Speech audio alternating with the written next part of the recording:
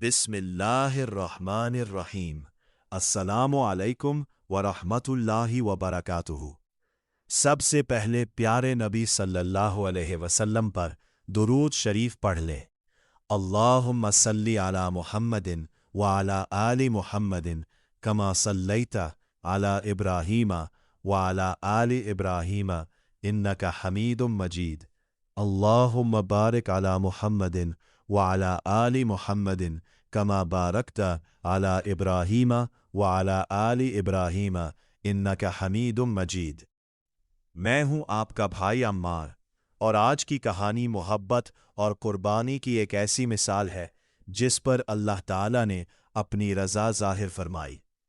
एक रात एक शख्स हमारे प्यारे नबी सल्लल्लाहु अलैहि वसल्लम की खिदमत में हाजिर हुआ और अर्ज़ किया, ए अल्लाह के रसूल सल्लल्लाहु अलैहि वसल्लम, मैं भूखा हूँ।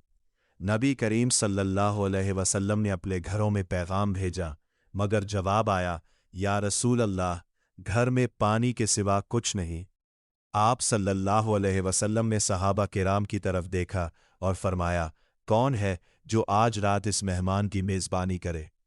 फौरन एक अंसारी सहाबी हज़रत अबू तलहा रदियल्लाहु अन्हु और अर्ज़ किया, या रसूल अल्लाह, मैं ले जाऊंगा। वो मेहमान को घर ले गए और अपनी बीवी हज़रत सुलैम से पूछा, क्या कुछ खाने को है? रसूल अल्लाह सल्लल्लाहु अलैहि वसल्लम का मेहमान आया है। उन्होंने आहिस्ता से कहा, सिर्फ बच्चों के लिए थोड़ा सा खाना है। यहाँ देखिए मियाँ बीवी का अल्लाह पर कामिल यकीन।